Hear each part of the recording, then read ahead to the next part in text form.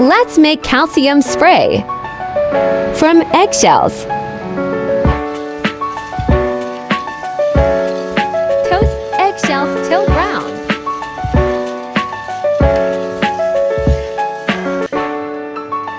Make it in smaller pieces.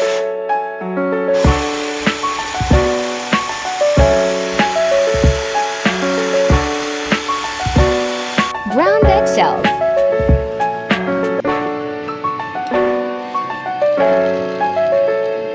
Eggshells are ready to ferment.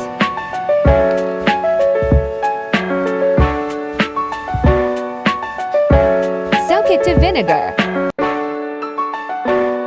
1 to 9.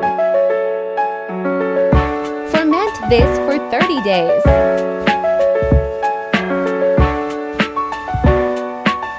Use this to your plan. Thank you for watching.